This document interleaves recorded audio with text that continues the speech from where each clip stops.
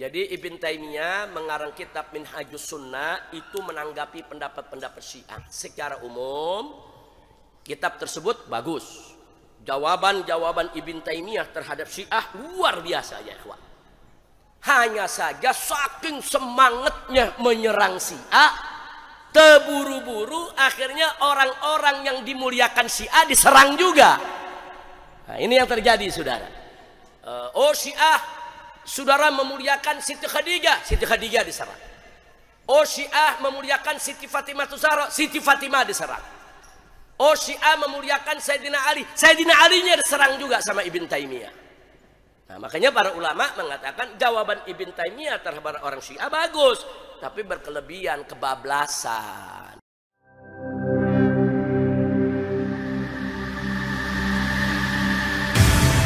Islamic Brotherhood Television. Masih soal hadis ini. Hal lain yang perlu kita ambil lagi pelajaran dari hadis ini, saudara. Hadis ini merupakan salah satu hadis tentang manaqib dan fadail Ali ibn Abi Thalib.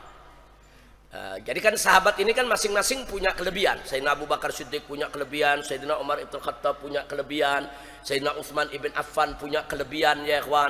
Kelebihan Sayyidina Abu Bakar Siddiq dari julukannya aja udah menunjukkan fadailnya saudara. As-Siddiq, artinya As-Siddiq yaitu sahabat yang membenarkan Nabi manakala banyak orang mendustakannya. Sahabat yang tetap percaya kepada Nabi manakala Nabi didustakan oleh banyak pihak. Khususnya pada saat terjadi peristiwa Isra dan Mi'raj saudara. Manakala banyak orang-orang kafir menistakan Nabi, menghina Nabi saudara, mencaci maki Nabi.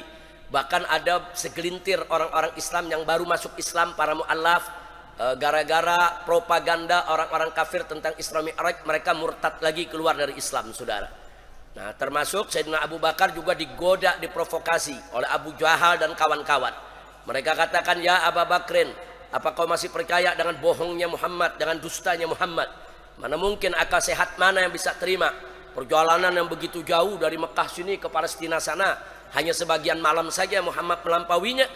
Ya Abu Bakar, pakai kau punya akal, pakai akal sehatmu. Ini propaganda ya ikhwan. Nah orang-orang mu'allaf yang pada baru masuk Islam ketika itu diceritakan oleh Sayyidatuna Aisyah radhiyallahu taala anha, ada segelintir orang-orang yang baru masuk Islam gara-gara propaganda semacam itu keluar dari Islam. Nah, tapi bagaimana Abu Bakar Siddiq? Begitu Sayyidina Abu Bakar ditantang saudara untuk menggunakan akal sehat, menggunakan logika, jawabnya, "Lau qala Muhammadun ab'ada min dzalik, wallahi la saddaqtu." Subhanallah. Sayyidina Abu Bakar menjawab singkat. Apa kata beliau? Beliau katakan, andai kata sahabatku Muhammad ini bercerita lebih aneh daripada Isra Mi'raj, lebih dahsyat daripada Isra Mi'raj, lebih luar biasa daripada Isra Mi'raj, wallahi demi Allah la saddaqtuh, niscaya pasti aku akan percaya dan pasti aku akan membenarkannya. Masya Allah. Ini jawabannya saya mau tanya saudara, ini pakai logika apa pakai iman ini? Iman, gak ada urusan ya ikhwan. Oh ente orang kafir gak percaya Isra Mi'raj, urusan ente, anda percaya. Jangankan Isra Mi'raj, lebih hebat lagi dari Isra Mi'raj. Kalau Nabi cerita pasti aku percaya. Makanya beliau dijuluki As-Siddiq. Itu keistimewaan yang gak dimiliki oleh sahabat-sahabat lain saudara, sampai sedemikian rupa. Nah begitu juga dalam hal yaitu kesabarannya saudara. Sayyidina Abu Bakar Siddiq luar biasa, siapa yang nggak kenal. Nah adapun Umar ibn Khattab dipuji oleh Nabi. Saking Sayyidina Umar ini saudara tegas di dalam menegakkan agama, sampai-sampai Nabi mengatakan kalau Umar saudara berpas-pasan dengan setan di gang yang sempit, setannya lari. Nah, bayangin dah. Nah, kita bayangin setan lari apalagi preman saudara. Nah, artinya apa? Itu kan ini pernyataan dari Nabi memuji. Artinya ini luar biasa kedudukan Sayyidina Umar ibn Khattab. Begitu juga Utsman ibn Affan. Orang yang lembut, orang yang pemalu, orang yang sangat dermawan ya ikhwan. Luar biasa. Saking malunya kata Nabi apa? Istahyat minhul malaikah. Malaikat malu ketemu Sayyidina Utsman. Subhanallah. Jadi ini merupakan kelebihan-kelebihan para sahabat Nabi. Ada dalam hadis-hadis sahih yang wajib kita terima dan wajib kita akui. Nah, hadis yang kita baca barusan, saudara, ini salah satu hadis tentang keistimewaan Sayyidina Ali ibn Abi Thalib radhiyallahu anhu. Nah, di sini saya ingin memberikan tambahan. Ini tentang Ali bin Abi Thalib, saudara. Di zaman sekarang ini ada kelompok-kelompok nawasib. Nah, nawasib itu kelompok yang benci dengan keluarga Nabi. Sebetulnya kelompok ini sudah lahir sejak lama, saudara. Tapi di Indonesia kita lihat gerakan ini semakin kuat. Nah, salah satu yang menjadi propaganda kelompok ini adalah bagaimana mereka begitu gencar kalau ada hadis-hadis tentang keistimewaan keluarga Nabi, mereka tolak. Ntar mereka bilang ini hadis doif, ntar mereka bilang ini hadis palsu, ntar mereka bilang ini hadis nggak ala aslalahu, nggak ada sumbernya, saudara. Termasuk hadis-hadis tentang Sayyidina Ali ibn Abi Thalib radhiyallahu anhu. Kadang-kadang kalau kita lagi cerita tentang hadis fadhail Sayyidina Ali, langsung dibilang itu Syiah tuh. Jadi kalau kita puji Sayyidina Ali dibilang Syiah. Nanti hadisnya dibilang doif, dibilang hadisnya ini buatan orang Syiah, hadisnya ini palsu. Nah, ini yang perlu kita luruskan ya ikhwan. Ya, Syiah memang memuliakan Ali. Bahkan ada yang mengkultuskan Ali ibn Abi Thalib. Tapi kalau ada hadis yang bicara tentang fadail daripada Ali ibn Abi Thalib, sekalipun hadis itu dipakai oleh orang Syiah, karena orang Syiah mereka memuliakan Ali, bahkan mengkultuskan Ali, jangan langsung dituduh hadis itu milik orang Syiah. Tunggu dulu, saudara. Dan jangan kalau ada hadis keutamaan Khadijatul Kubra, keutamaan Aisyahtur Ridha, keutamaan Fatimatus Zahra, langsung diserang. Jadi pokoknya kalau ada hadis tentang kelebihan Ahlul Bait, tentang kelebihan keluarga Nabi, langsung mereka bilang ini dhaif lah, saudara. Ini hadis palsu lah. Nah, ini yang perlu kita luruskan di antaranya. Mari kita lihat hadis-hadis yang masyhur saja, saudara. Di antaranya ada satu hadis yang sangat masyhur, saudara, di mana Nabi pernah mengatakan man kuntu maulahu fa aliyun maula. Kata Nabi, barang siapa aku sebagai pemimpinnya, maka Ali adalah pemimpinnya. Hadis ini sering digunakan oleh orang Syiah di dalam memperkuat pendapat mereka bahwa sepeninggalnya Nabi, setelah Nabi wafat, mestinya Ali yang menjadi khalifah. Itu kata Syiah, saudara. Nah, tapi hadis ini bukan milik orang Syiah. Hadis ini milik Ahlus Sunnah wal Jamaah, saudara. Nah, hadis ini diriwayatkan oleh Al-Imam Tirmidzi, hadis ke-3713, dan diriwayatkan juga dalam Sunan Ibn Majah, hadis ke-121, diriwayatkan juga dalam Sunan An-Nasai, hadis ke-8145 dan 8399 dan ke-8466 dan ke-8473 dan ke-8478 serta ke-8484. Jadi artinya dalam Sunan Nasai cukup banyak hadis ini diriwayatkan.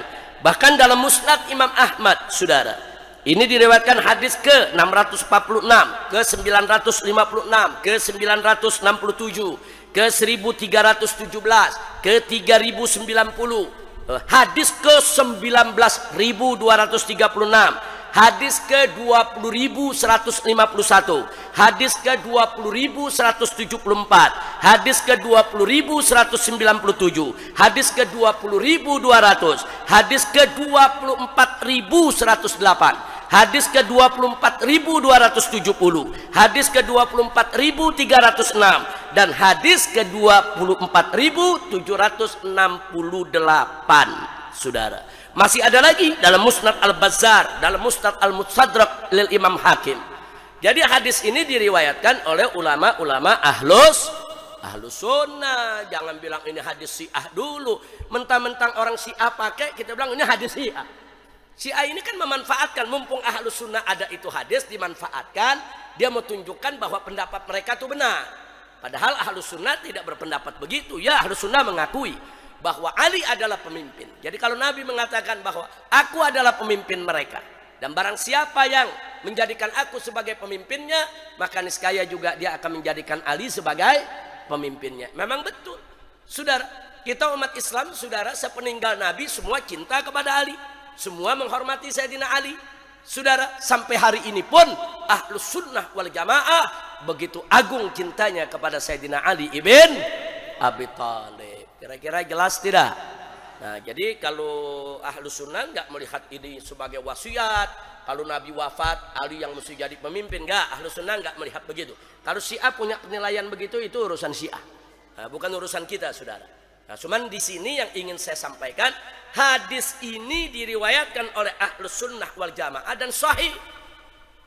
Tapi menarik, saudara, Syekh Ibn Taimiyah rahimahullah, ini Syekh Ibn Taimiyah ini biasanya pendapatnya banyak dipakai oleh kalangan Salafi, kalangan Atsari atau kalangan Wahabi di Indonesia, ya ikhwan. Apa Ibn Taimiyah mengatakan dalam kitab Minhajus Sunnah juz ke-7 halaman 174. Sengaja saya sebutkan nama kitabnya, juznya, halamannya, saudara. Kita kutip, kita tulis ucapannya, jangan sampai nanti kita disebut memfitnah Ibn Taimiyah. Nah, di sini dikatakan apa oleh Ibn Taimiyah dalam kitabnya tersebut tentang hadis barusan, man kuntu maulahu fa aliyun maulah. Kata Ibn Taimiyah, falaisa huwa fis sihah. Ini tidak termasuk hadis sahih, lakin huwa mimma rawahul ulama. Tapi ini hanya merupakan sesuatu yang diriwayatkan oleh para ulama. Wa tanaza'a fi sihhatihin nas. Sementara umat berselisih tentang kesahihannya. Jadi Ibn Taimiyah mengatakan itu bukan hadis sahih, itu cuman riwayat-riwayat ulama yang diperdebatkan oleh banyak orang tentang kesahihannya, saudara. Nah, sekarang kita lihat apa jawaban kita terhadap Ibn Taimiyah. Kita kutip jawaban Syekh Nasiruddin Albani, saudara. Syekh Nasiruddin Albani juga Wahabi juga, Salafi juga, saudara. Apa jawaban? Syekh Albani saya yang jawab. Mari kita lihat. Syekh Nasiruddin Albani dalam kitab Al-Ahadits Shahihah, ada kumpulan ensiklopedia hadis-hadis sahih yang ditulis oleh Syekh Nasiruddin Albani. Ini sama-sama Salafi nih. Sama-sama Nasiruddin Albani ini pengikut Salafi, pengikut Atsari, tapi dalam konteks ini dia tidak sependapat dengan Ibn Taimiyah, saudara. Maka di sini mari kita lihat dalam kitab Syekh Nasiruddin Albani, kitab Al-Hadits Shahihah juz ke-4, hadis ke-344 dan juz ke-5, hadis 263 dan 264 menanggapi Ibn Taimiyah sebagai berikut. Apa dikatakan oleh Nasiruddin Albani? Faminal ajib an yatajarra'a Syekhul Islam Ibn Taimiyah ala inkari hadzal hadits wa takdzibih fi minhajis sunnah. Jadi kata Syekh Nasiruddin Albani, saudara, faminal ajib, maka termasuk aneh an yatajarra'a Syekhul Islam Ibn Taimiyah, di mana Syekhul Islam Ibn Taimiyah terlalu berani, nekat, saudara, ala inkari hadal hadis, dalam mengingkari hadis ini, wa takdzibih, dan mendustakannya, menolaknya dalam kitabnya yang berjudul Minhajus Sunnah. Jadi dikoreksi oleh Syekh Albani, enggak betul itu Ibn Taimiyah mengatakan ini hadis enggak sahih, enggak betul itu penolakannya. Kemudian dikatakan kama fa'ala bil haditsil mutaqaddim huna, sebagaimana Ibn Taimiyah melakukan itu terhadap hadis tadi. Fala adri ba'da dzalik wajhu takdzibihi lil hadis, saya tidak melihat alasan, saudara, Ibn Taimiyah menolak hadis itu alasan ilmiah. Saya nggak lihat ini alasan ilmiah. Ibn Taimiyah menolak hadis itu illa, kecuali at-tasarru wal mubalaghah, kecuali beliau itu terlalu terburu-buru dan berkelebihan firrat ala syiah, di dalam mengkanter syiah. Jadi Ibn Taimiyah mengarang kitab Minhajus Sunnah itu menanggapi pendapat-pendapat Syiah secara umum. Kitab tersebut bagus. Jawaban-jawaban Ibn Taimiyah terhadap Syiah luar biasa, ya ikhwan. Hanya saja saking semangatnya menyerang Syiah, Teburu-buru akhirnya orang-orang yang dimuliakan Syiah diserang juga. Nah, ini yang terjadi saudara. Oh Syiah saudara memuliakan Siti Khadijah diserang. Oh Syiah memuliakan Siti Fatimah Zahra, Siti Fatimah diserang. Oh Syiah memuliakan Sayyidina Alinya diserang juga sama Ibn Taimiyah. Nah makanya para ulama mengatakan jawaban Ibn Taimiyah terhadap orang Syiah bagus, tapi berkelebihan, kebablasan.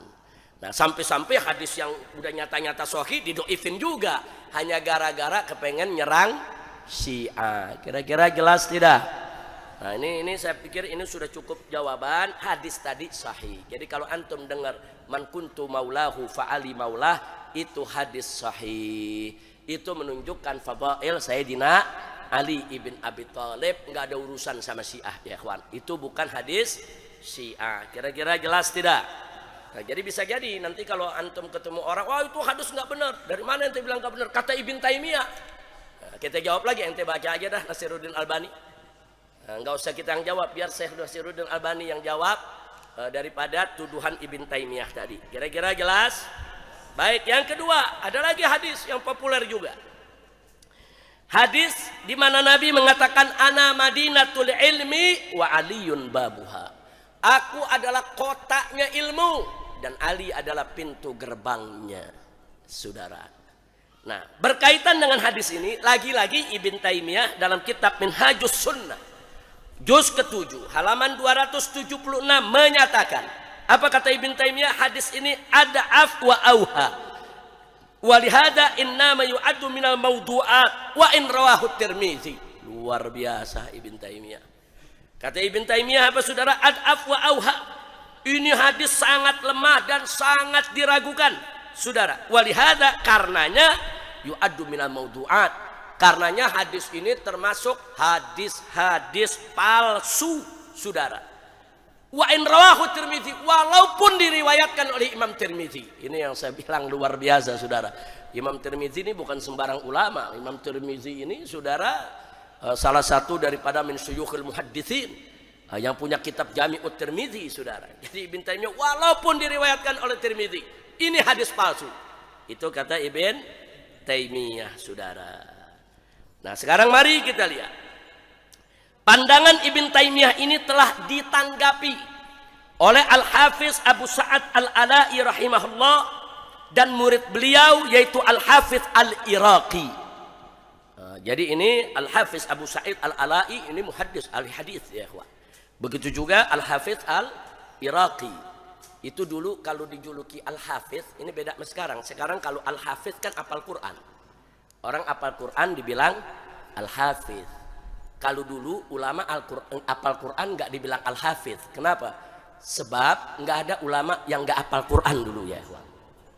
Semua ulama itu dari kecilnya udah pada apal Quran. 30 juz mereka hafal. Nah, beda zaman sekarang. Ulama kadang-kadang juz 30 aja nggak hafal saudara. Kalau dulu semua ulama, Imam Syafi'i 7 tahun sudah hafal Quran.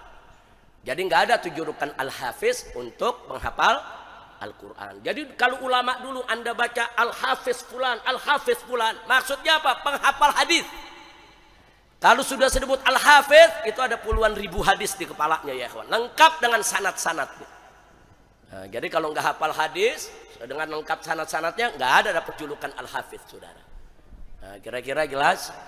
Makanya Ibn Taimiyah nggak dapat gerakan Al-Hafiz saudara. Gelar Al-Hafiz nggak ada. Tapi Ibn Hajar Al-Asqalani saudara, Al-Iraqi ini Al-Hafiz, Huffaz saudara, ribuan hadis ada di kepala mereka. Nah kemudian selain itu yang menanggapi Ibn Taimiyah juga serta oleh murid Al-Iraqi yaitu Al-Hafiz Ibn Hajar Al-Asqalani. Ibn Hajar Al-Asqalani dikenal sebagai Syekhul Muhadditsin saudara, dedengkotnya para ahli hadis saudara. Nah begitu juga di sini mari kita lihat Imam Suyuti dalam kitab An-Naqtul Badi'at menukilkan pernyataan Al-Ala'i sebagai berikut. Jadi Al-Ala'i begitu mengupas hadis ana madinatul ilmi wa aliyun babuha. Apa kata beliau? Walhasil, kesimpulannya annahu yantahi bituruqihi ila darajatil hasanil muhtaj bihi, bahwa seluruh riwayat jalan-jalan riwayat daripada hadis ana madinatul ilmi, saudara, dengan seluruh jalan riwayatnya mencapai derajat hasan. Bukan hadis palsu, hadis hasan, saudara. Hadis hasan ini di bawah hadis sahih, di atas hadis dhaif, dan wajib dijadikan dalil. Kemudian beliau katakan wala yakunu dhaifan. Enggak betul hadis ini disebut hadis dhaif, fadlan an yakuna maudu'an, apalagi kalau disebut hadis palsu. Jadi Ibnu Taimiyah terlalu nekat nyebut ini hadis palsu. Wahabi sekarang terlalu nekat nyebut hadis ini palsu, saudara. Jadi kalau mereka benci Sayyidina Ali itu urusan mereka, tapi kalau hadis itu sahih harus kita nyatakan sahih, hadis hasan harus kita nyatakan hasan. Nah, kemudian Al-Imam Ibn Hajar Al-Asqalani dalam kitab Lisanul Mizan juz 2 halaman 123 menyatakan tentang hadis tadi. Wa hadzal hadits lahu turuqun katsirah fi Mustadrakil Hakim. Hadis ini punya jalan riwayat sangat banyak, saudara. Nah, itu disebutkan dalam kitab Mustadrak lil Imam Al-Hakim. Aqalu ahwaliha, sehingga saudara minimal kondisi hadis ini nilainya an yakuna lil hadis, minimal hadis ini saudara lil hadis aslun, minimal hadis ini punya sumber, ada asal usulnya. Fala yambaghi an yutlaq alaihi bil wada', enggak boleh ada orang manapun yang menyebut hadis ini palsu. Nah, jadi sekali lagi kita lihat di sini, ini pernyataan para ulama hadis. Kira-kira jelas tidak? Memang begitu ya kawan. Kalau ada hadis-hadis tentang ahlul bait, itu dibilang palsu lah, dibilang buatan Syiah lah, dibilang ini semua kadzab, fitnah ya kawan. Baik, masih ada sebetulnya, tapi saya cukupkan 2 hadis itu saja, saudara.